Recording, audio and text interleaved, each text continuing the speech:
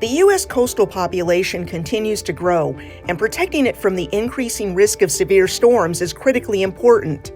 Coastal dunes can provide a key defense during hurricanes and tropical storms, but more information is needed about how to best maximize this natural protection. A strong dune system along the coast can provide a natural barrier to storm waves and storm surge that frequently occur with tropical storm impacts, especially in the Gulf Coast region, as well as on the East Coast. And this barrier can provide protection to valuable infrastructure that exists inland, as well as really important habitat for specific coastal species like sea turtles, vegetation, and bird species that often lay their eggs in the dune. Previous research done by the U.S. Army Engineer Research and Development Center has shown vegetation plays a significant role in dune stability, and that adding biological material during dune construction makes dunes much more resilient against the effects of wave action. One possible method to encourage dune growth by vegetation is to incorporate naturally deposited wrack material like seaweed or seagrasses that often wash onto beaches. Because this washed-up material can make it difficult for beachgoers to enjoy recreational activities, many communities groom their beaches by raking the wrack material from the beach and depositing it to an off-site location. However, this wrack may have underlying value in how it can be recycled to improve dune systems. The research we're conducting at ERDC with support from the Regional Sediment Management Program is very important because we're attempting to assess ways to improve dune resiliency by mimicking the natural dune growth cycle.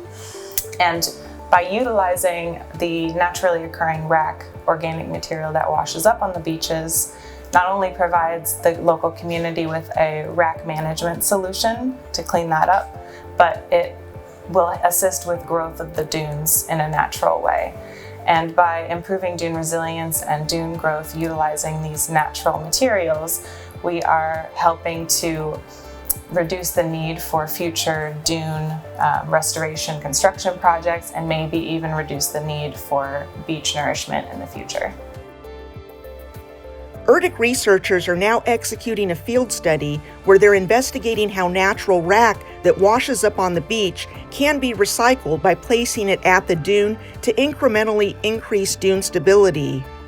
In order to determine dune performance and to capture the highest fidelity data, research must take place during coastal storm events, which can pose some logistical challenges. A tropical storm impact can often leave the site inaccessible for a little while if the road is closed, etc. But it is these tropical storm impacts that make field studies so important, because we are able to monitor wind and wave conditions and see how that impacts sediment and wrack behavior. For example, we can take a look at how wind and waves change over a given event and see if that leads to erosion or deposition along our large-scale field site, and whether that impacts or how it impacts the dunes that have been treated with the wrack supplemental material. Measuring those impacts required an innovative approach in collaboration with the University of Southern Mississippi's Gulf Coast Geospatial Center. The GCGC deployed its camera imaging and terrestrial LiDAR tools to monitor the sediment accretion and dune behavior during storm events and quantify the added sediment mass incurred by this new incremental rack placement method. We have some unique capabilities. In comparison to other geospatial labs around the nation, we specialize in three main areas of geospatial science: remote sensing of the environment, GIS and GIT, and high precision geodetic positioning networks. Everything that we do is a survey grade workflow, from the terrestrial LiDAR collection to the aerial LiDAR collection. Everything we do is the most precise and accurate spatial model that you can develop of the time, based on my knowledge. And so bringing that precision geodetic survey science to the table allows for increased replicability and better conclusions to be drawn with the data sets, period. Measuring those fine scale changes are imperative to actually predicting how dune growth is going to happen and future mitigation of impacts from coastal episodic events as well. So we can actually extrapolate at some point, once we get a long enough time series, how long it will take to grow a dune naturally using this rack cycling technique. And so we need to find a good, healthy balance between maintaining that value of the beach and maintaining the value of, recreation along the beach.